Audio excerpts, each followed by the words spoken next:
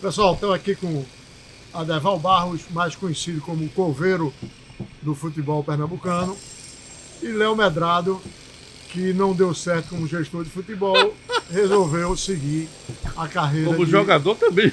Jogador foi um desastre. Jogador foi um desastre. Reserva de Nando. Reserva de Nando? Nando Lambado. Ah, não sabia não. Mas ele disse que jogou com sua testa. Aonde? Não sei. São dois caras que conhecem tudo da história do futebol de Pernambuco. Tudo, pensei que conhecesse tudo. Depois que o Homero foi no programa, não conheço tudo, não. Quer que eu diga os cabas antigamente? Quer que eu conte a história de Wilson Cavalo? Wilson Cavalo. Lembra que ele estava na concentração e ligaram para ele para dizer: porque tua esposa tá te procurando, porque ela foi num restaurante não sei o quê, para fazer não sei o quê, não sei onde. Tu não lembra não desse terrorismo? Ei, amigo, e a história de Rogério? Engessaram o braço do Rogério? Rogério Volante? Sim. Lembra não? Depois, não. O irmão de Douglas? Sim. Lembra não daquela história?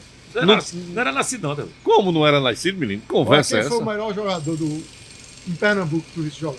De Pernambuco? Sim. Do futebol pernambucano, de todos os tempos. Aí é danado. Diz três aí. Leonardo. Craque. Juninho Pernambucano. Craque. Que eu vi jogar. Baiano. Enágio. Jogava muito. Enágio. Givanildo Oliveira jogava muito. Givanildo Oliveira. Na época, cabeça de área era um cabeça de área. Né, que para marcar tudo. E Givanildo se destacou, jogou no Corinthians, seleção brasileira, ainda esteve lá. Eu acho que é por aí. Você me pediu 3, eu já forneci 5. Léo, quem é que tu... O primeiro que eu... Fora você, claro. Né? Não, eu não vou falar sobre mim. A modéstia me impede. A modéstia me impede de falar sobre mim.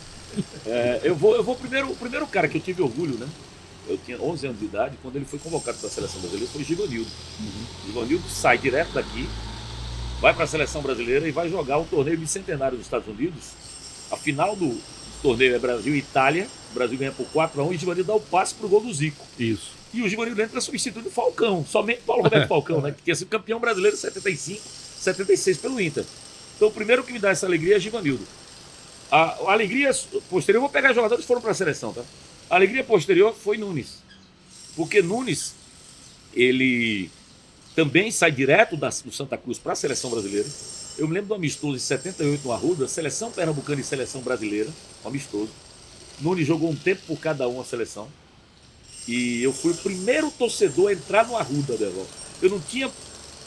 Onde é que eu vou ficar? Eu preciso ver o jogador da seleção brasileira de perto. Aí eu fui pro setor, poxa, não tem aquele escudo do Santa Cruz na arquibancada do lado de lá.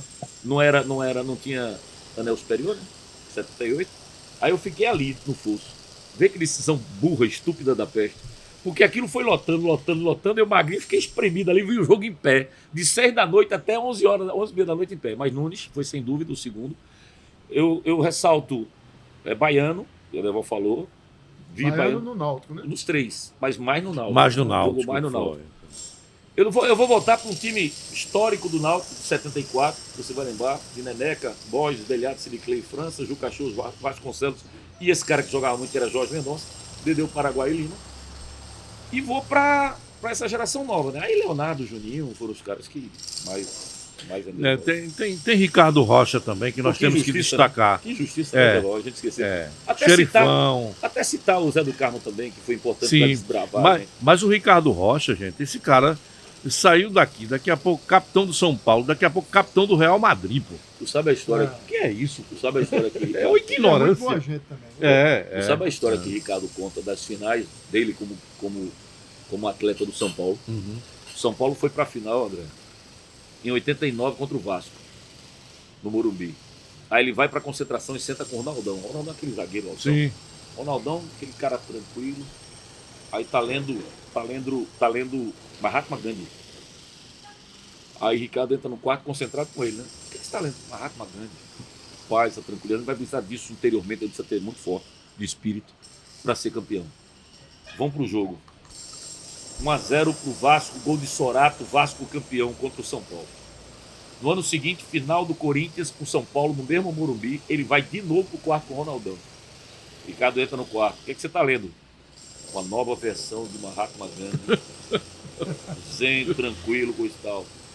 1-0 o Corinthians, gol de Tupanzinho, o São Paulo perde de novo. No ano seguinte, o São Paulo vai pela terceira vez seguida, em 91, para a final contra o Bragantino. Quando ele entra no quarto, tá Ronaldão com o livro. Mahatma Gandhi aqui. Pega essa merda aqui, toma. Entregou. O que é isso aí? Lampião, o rei do cangaço. Vai ver aqui o que a gente precisa para ser campeão dessa merda aqui. Ricardo Rocha. Eu tenho uma história com ele nesse jogo do São Paulo, com o Bragantino. Eu fui esse jogo com Lula Cabral. Grande Lula. Lula Cabral.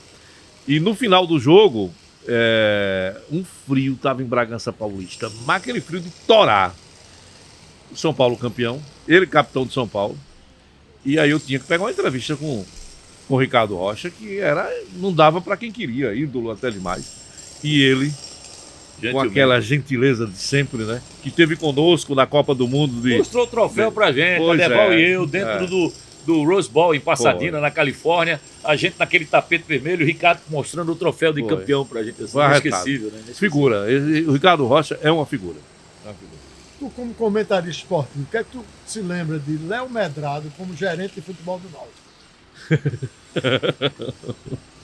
Rapaz, essa história é engraçada, porque... Foi um desastre. Não foi um desastre. Eu acho que terceiro, subir sem 4 como hoje, ele tinha subido. Não, eu acho até que não foi um desastre e para mim foi a melhor coisa que Léo fez, do ponto de vista profissional. Eu fui chamado para ser gerente de futebol. Mas sim. Ele foi chamado por Márcio Borba. Foi, por Márcio Borba e por Américo, o seu Américo. Mas eu não tinha condição de sair. Naquela época eu estava muito bem de audiência, financeiramente não tinha do que reclamar.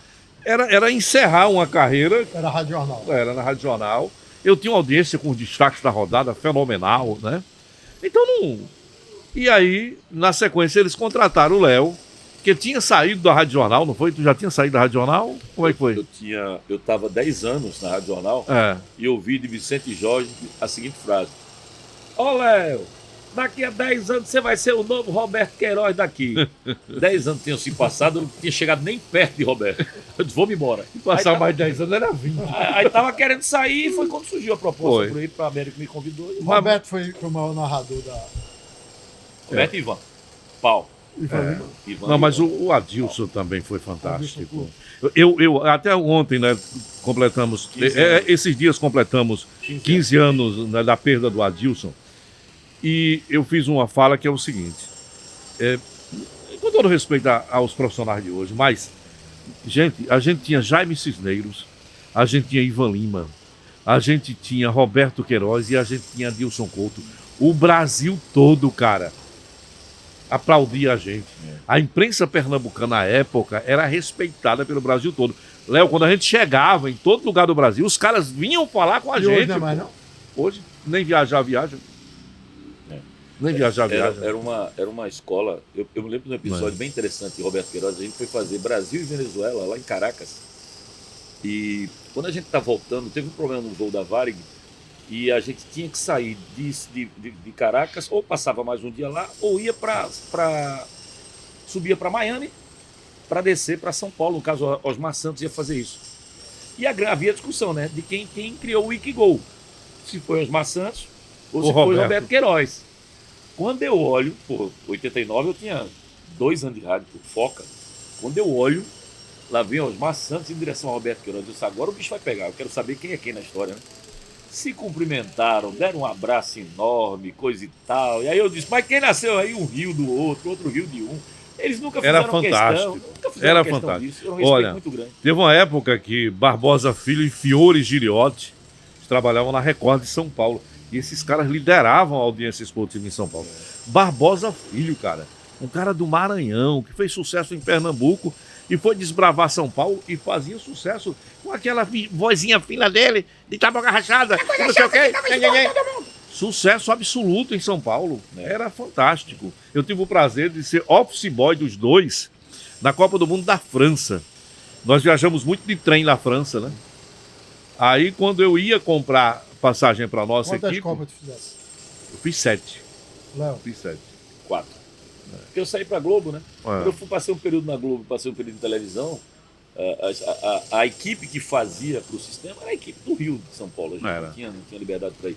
E eu troquei, André, a Copa de 98 por um programa chamado TV Jornal na Copa. Eu estava credenciado para fazer a Copa do Mundo 98, mas aí veio essa ideia. Eu levava artistas, políticos, pessoas para o auditório da TV Jornal e fazia um programa ao vivo todos os domingos. E foi uma experiência. Quem foi o cara mais chato que vocês conheceram na imprensa esportiva do Brasil? Adeval. Na imprensa? Adeval. Eu não digo nem pernambucano, do Brasil. Ah, pode ser do Brasil inteiro, não precisa ser Adeval, não. Mas, pô, Cajuru. Eu tenho. Cajuru. Cajuru era chato? Era não, acho que ainda Galvão é. Bueno. Não, pelo menos às vezes que eu tive a oportunidade de estar com ele. Eu fiz uma entrevista do Galvão Bueno no Parque Sabiá, lá em Uberlândia, no Jogo do Brasil lá. Eu entrevistei no aeroporto, falando sobre Ayrton Senna na época, cara. Foi um papo super legal, ele é muito tranquilo. Agora essa coisa de chateação é relativo, cara. Porque tem gente que não tem limite. Tem gente que não tem limite, acha que pode tudo, né? Ontem mesmo, esses dias eu estava num lugar onde o cara vem falar comigo, é ótimo, gosto, tira foto, não sei o quê. Isso é maravilhoso para o profissional de comunicação. Mas daqui a pouco o cara diz, e o esporte? Ó, e o que é que tu acha? O Náutico vai subir? E o Santa Cruz, rapaz, não tem jeito. Ele vai perguntar para tu não entende futebol. Aí, meu amigo, aí o saco vai enchendo. Aí você acaba sendo chato. É verdade. Mas peraí. Tu quer que o cara não pergunte pra tu? Não, sim, cara, mas pergunta, responde, ok, tchau, vamos lá. Agora, Fica sendo repetitivo. tu querer fazer um programa comigo é danado, pô. O cara quer mostrar intimidade que você é um ídolo, sim, né, meu amigo, não tem problema nenhum, eu respeito muito, mas tem gente que realmente não tem o time. Ainda quer fazer um programa. O programa é esse aqui, pô. A gente senta e vamos conversar. O que é que piorou mais? O futebol pernambucano. O futebol pernambucano. A imprensa pernambucana esportiva ou a Federação Pernambucana? Não, eu acho que acabou o futebol pernambucano, piorou mais o futebol pernambucano. Claro que a federação tem responsabilidade com isso. E a imprensa, eu acho que passa por uma renovação, passa por um outro ambiente. As mídias sociais mudaram a comunicação. A sociedade mudou. E é claro que a imprensa também muda. Agora, se mudou para melhor ou para pior, é um olhar de cada um. Eu acho que nós não temos mais hoje os profissionais com a qualidade que nós tínhamos antigamente. Mas agora tem observe. Responsabilidade na decadência. Não, de jeito nenhum, nunca. Tem sim. Não, nunca, eu acho que não tem, não. Tem porque primeiro, eu não concordo com algumas coisas que foram ditas por alguns treinadores e que a gente era muito negativista, mas eu sempre discuti isso com os colegas de imprensa. Nada está tão ruim que não possa piorar e coisa ruim vende. E eu vi isso não é aqui não. Eu fui lá, quando eu fui na ESPN lá em São Paulo, eu vi o pessoal reclamar lá dentro. Pô, o Corinthians ganhou, bicho, vão falar mal de quem? Então tem uma coisa de um negativismo que eu acho que é exagerado.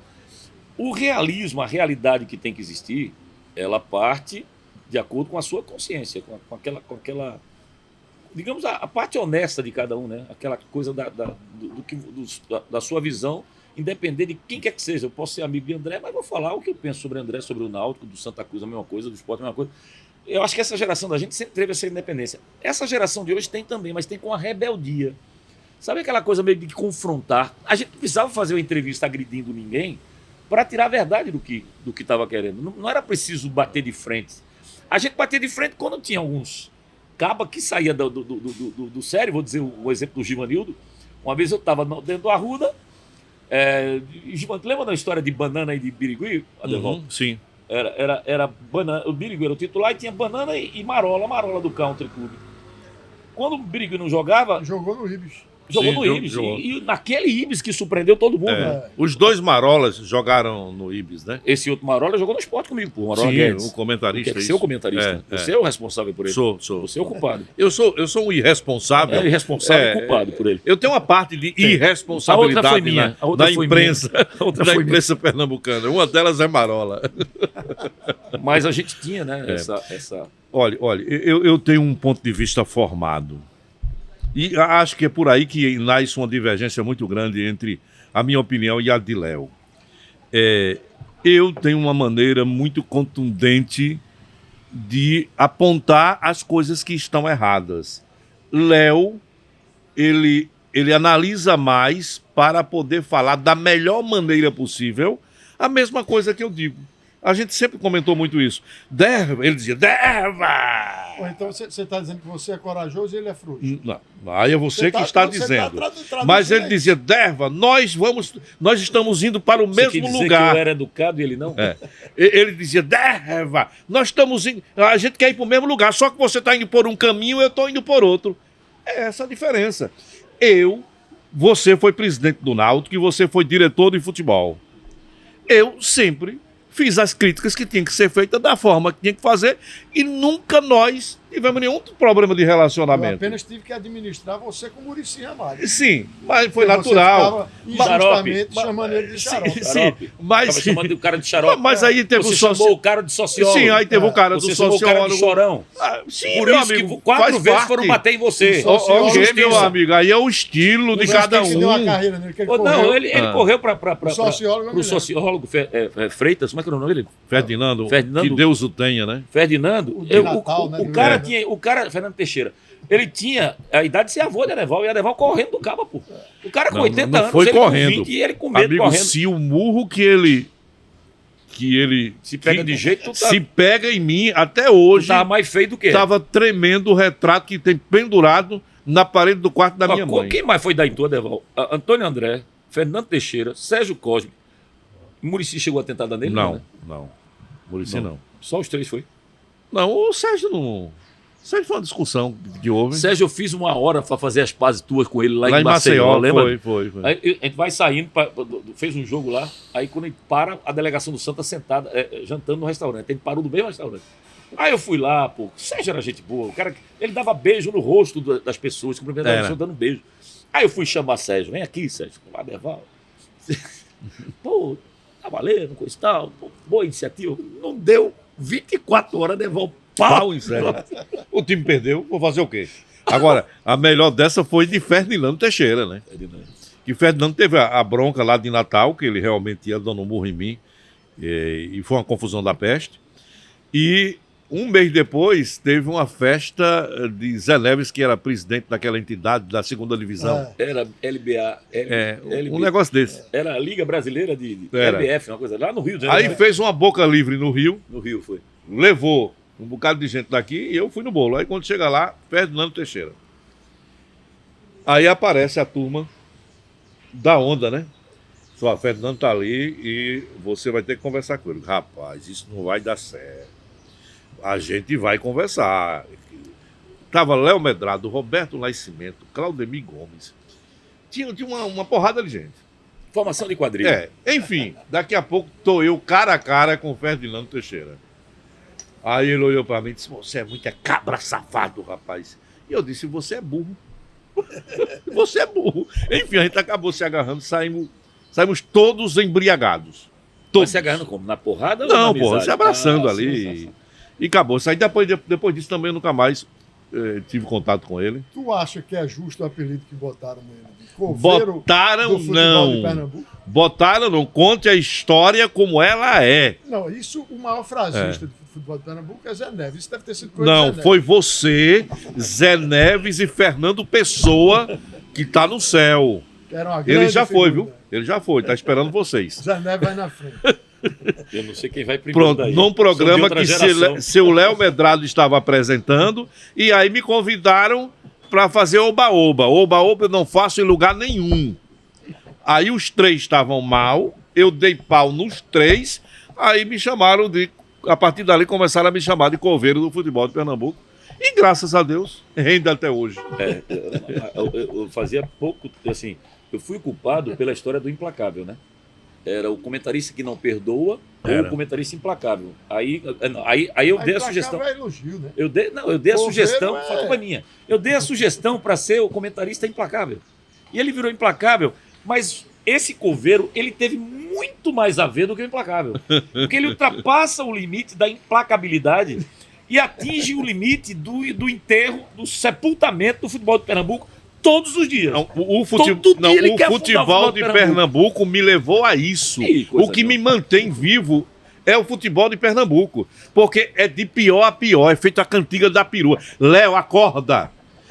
Acorda, nós estamos perdendo pro futebol alagoano Quem conversa? agora. Quem conversa Depois de pelo perder pro Ceará, Quem foi campeão da depois de Alagoas lá? perder pra Bahia, a gente agora perde pra Primeiro, Alagoas. a gente não perde Que é a isso? gente não perde pro futebol do Ceará, a gente perde pro Fortaleza. O Fortaleza é um clube fora da curva, no Nordeste inteiro.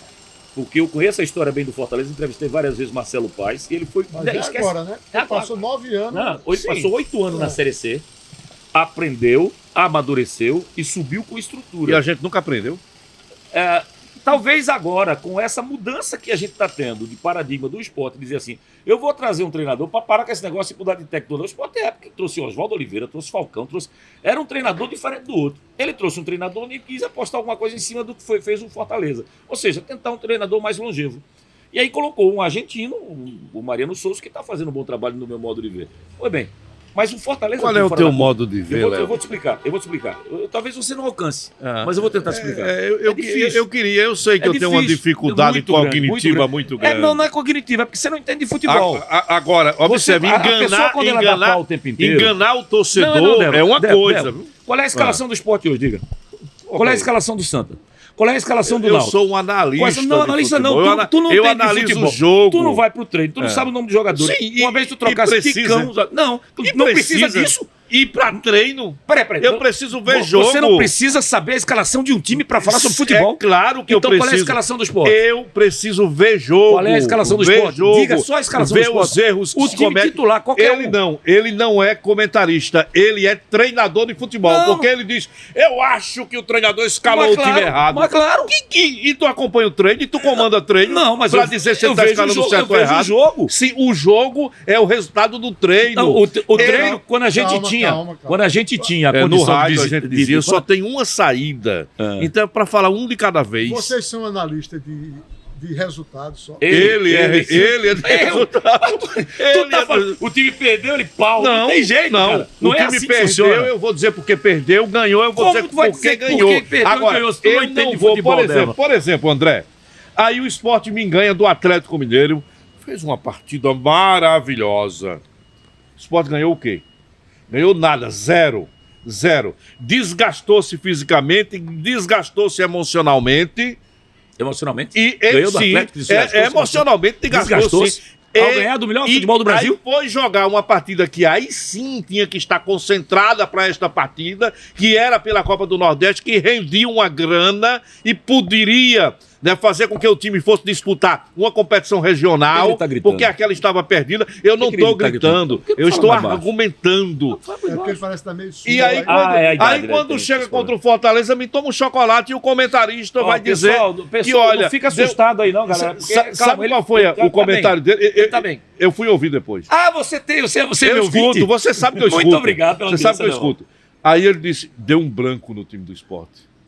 Deu um apagão. Deu um apagão. Eu comparei com o jogo do Brasil com a apagão, Alemanha. menino, eu desligar aqui o negócio e apagar aqui. Culpa do time ou dos treinadores? Culpa do treinador, culpa do presidente, culpa do diretor que planejou errado. Esse é o resultado. Esse é o resultado. Na hora que perdeu, nada presta. Se você tivesse como diretor, se fosse no Náutico, você fosse diretor... Não puxe saco, não. Você não puxe saco, não. Você não tinha permitido não venha puxar saco, não. Isso aí é rapaz. dele. Isso é dele. Mas... Ele dá pau nos outros, aí pega aliado do lado, entendeu? Dá uma puxada de saco você grande, entendeu? E pede o seu apoio à babação dele. Eu sempre ajustei ele com o Muricy. O Muricy ficava arretado com ele. Queria ir embora, não sei o quê, porque esse cara se dava o barro. Fala mal de mim. O Muricy pensou em ir embora daqui por causa dele. Foi. Isso aí. E Juninho Pernambucano, que pensou em parar, porque eu botei ele na seleção dos Pernambucanos de pau. Foi. Deus sabe o que faz, Juninho. Obrigado, cara, por você não ter ouvido o que ele falou, não levado a sério o que ele falou. Muricy, obrigado também por você ter sido o treinador. Tu se metesse no futebol por quê? Por que tu fosse jornalista de futebol? Porque eu tentei jogar, não consegui, fui falar sobre. Ah, tá. E tu, Débora? Não, eu não me meti a jogar porque eu nunca soube jogar. Não, o Léo também não. Não soube não, peraí. Não. Só habilidade. Ó, Ele se mete a cantor, a jogador. Mas no meu caso foi o seguinte, eu sempre gostei muito de jogar, de ver futebol. Futebol de campo, futebol de salão. E aí, com o passar do tempo, daqui a pouco eu estou dentro de uma emissora de rádio. Que foi muito por um acaso. Eu digo que eu fui um aborto naquela oportunidade. Qual foi a primeira?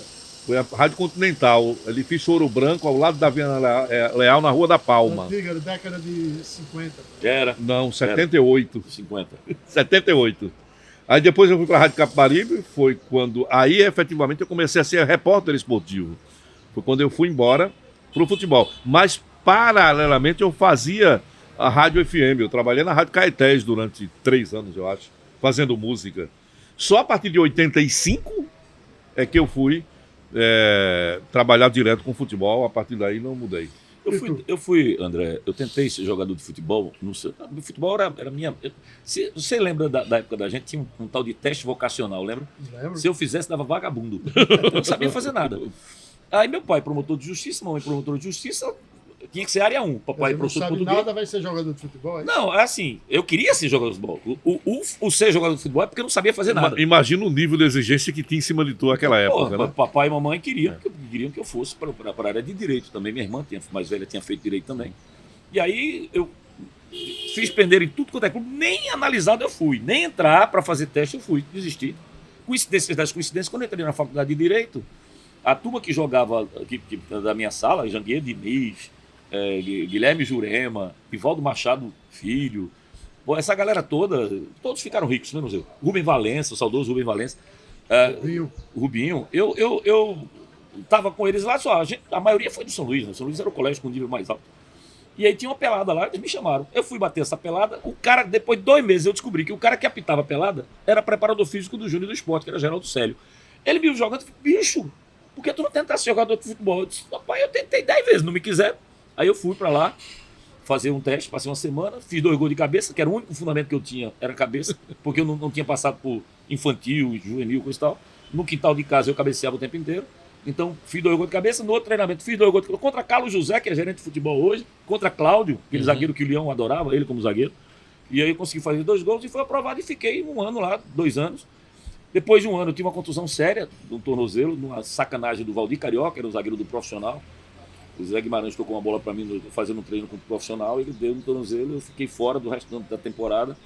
E aí, quando chega no final do ano, Nereu Pinheiro assume. Nereu gostava de Henrique Rocha, irmão do Ricardo Rocha, e gostava de Nando, que ele tinha indicado para o Mazinho, que era o treinador anterior. Eu falei, não vou ter espaço mais. Quando eu vi que não tinha espaço, nesse meio tempo eu tinha feito vestibular para educação física, tinha feito vestibular para jornalismo. Aí disse, sabe uma coisa, eu vou fazer alguma coisa de concreto. E aí fui para o jornalismo, fui para a Rádio Jornal, fiz um teste e entrei na Rádio Jornal em 96. Quem foi melhor, Luciano do Vale ou Galvão Bueno? São duas versões bem diferentes, cara. Eu acho que o maior grito de gol, o cara que mais emocionava na narração era Luciano do Vale. O Galvão, ele foi um cara com mais jargões, outro estilo, né? Luciano não tinha jargão. Luciano criava na hora, né? Não há palavras para descrever um gol como esse. Galvão, ele criava olha o que ele fez, mas ele tinha muito jargão, né? Ele ia criando esse estilo de narração. Acho que foram como Ivan e Roberto. Você mesma coisa, você perguntar quem foi melhor, Roberto ou Ivan, são estilos, o Adilson, né? O Adilson. Você coloca. Eu nunca coloquei Adilson nesse mesmo patamar, Deval, porque Adilson e Jaime, eles foram de uma linha de transmissão diferentes. O futebol, Jaime era técnico, Adilson era técnico, Roberto e Ivan era mais grito. Era um futebol mais daqui, sabe? Mais emoção. Mais emoção. E Bruno, meu irmão, falava assim, para narrar, você vai ter que emocionar. Então eu entrei nessa geração grito. Quando eu fui, por exemplo, para o Rio de Janeiro, para a Rádio Nacional, que eu comecei a ver o Zé Carlos Araújo narrar, ele narrava estilo Luiz Cavalcante. Bola pela direita, coisa e tal, bateu, entrou. Ninguém ouvia a voz dele. Você não ouvia a voz do cara, sabe? Então é por isso que me marcou mais Ivan e Roberto, porque eu fui mais pela narração, estilo grito, de emocionar. O comentarista em Pernambuco, o melhor foi Zé Santana. Luiz Cavalcante. Adeval, como é que nós podemos melhorar o futebol de Pernambuco?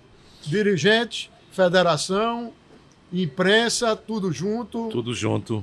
Eu acho que nós temos que conversar, que pontuar os erros, que encaminhar alguma coisa. Do jeito que está, não dá para continuar, não é? O que é que estão fazendo diferente para melhorar e a gente procurar fazer aqui. Agora, se ficar nesta rinha que nós vivemos aqui de não, olha, o esporte é o maior do Nordeste, não cabe em Pernambuco, o Santa Cruz não tem divisão, o Náutico vai para a Série D. Essa fofocagem, ninguém vai sair do canto, não. E a federação fazer o papel dela, fomentar.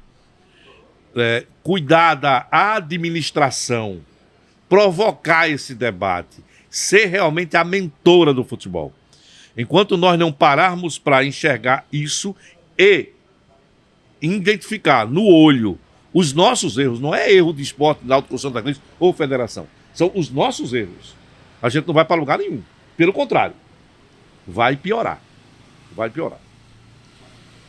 A palavra profissionalismo, André, você me conhece nesse aspecto, eu falo isso há muitos anos.